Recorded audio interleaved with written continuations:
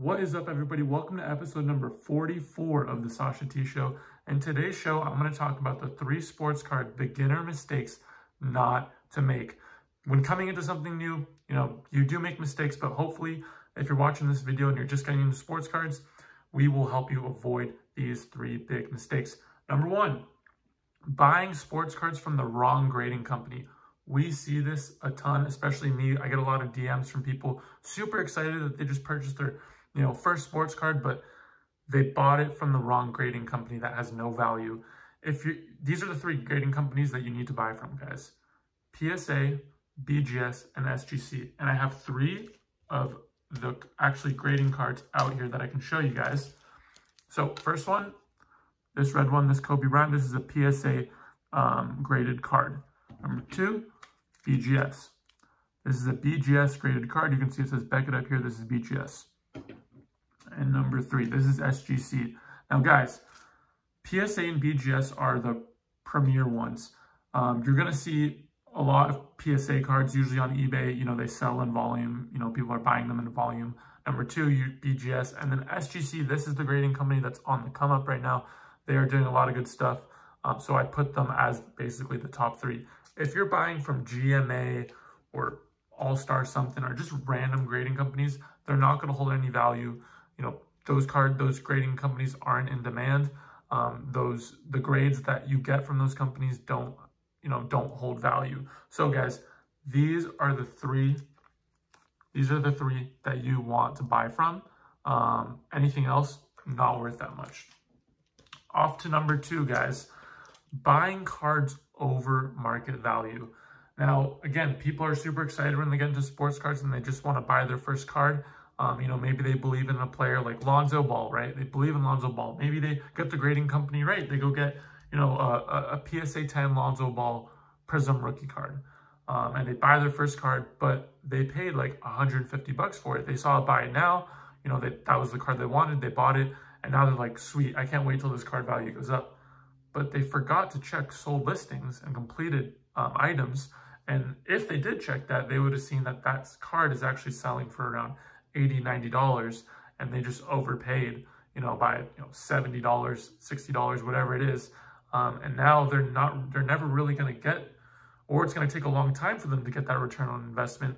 So you want to make sure, guys, you are buying you're buying your card market value or below. Don't overpay for a card, especially coming into it, because it's basically just a waste of money at that point, and you're not going to see, you're probably not going to make a return on investment. And if you do, it's going to take a long period of time.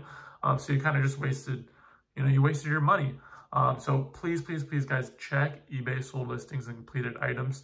If it's a best offer, go to the website 130 Point. It's also an app too if you want to download it. It shows you the prices of when best offers sell. It shows you the actual price.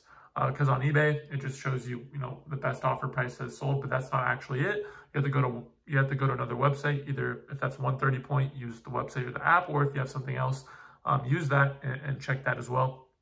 So just make sure as well, if you see a best offer and it's sold, it actually didn't sell at that price. Let's say again, for example, Lonzo Ball base PSA 10.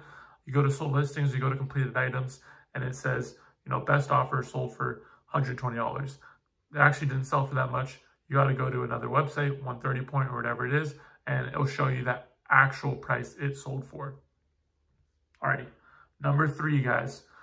Thinking all your cards are gonna Gem 10, PSA 10, BGS 9.5. Guys, it's just not gonna happen. Especially when you're buying off of eBay, not all of your cards you're gonna get off of eBay are gonna gem. A lot of times there's a reason that they are on eBay, right? Maybe some people don't think they're going to gem and then they put them on eBay. Now, I'm not saying that there's, that's the case for everything, but it seems like a lot of times when people come into the hobby or coming in as an investor, they think, oh, I'm just going to buy up, a ton of raw cards and I'm just going to grade them and, I'm going to get all PSA 10s. It's not going to work like that. You have to clean your card too. If there's any, any stuff on your card, there's a process that goes into it, as well as, just when coming in, not all your cards are going to gem. It's just going to be like that. There's centering. The corners have to be sharp if you're sending to PSA. You can't have any scratches. So there's stuff you have to look for in order to be able to send it into PSA or BGS or SGC and make sure you get a good grade.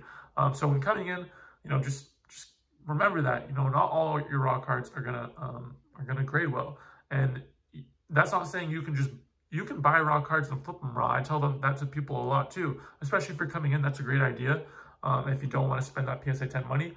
But just make sure that you're not coming into it thinking that all your cards are going to gem 10, because it's just not going to happen. Now, I'm going to give you a bonus one because I said there's going to be 3, but I'm going to give you a bonus one, guys.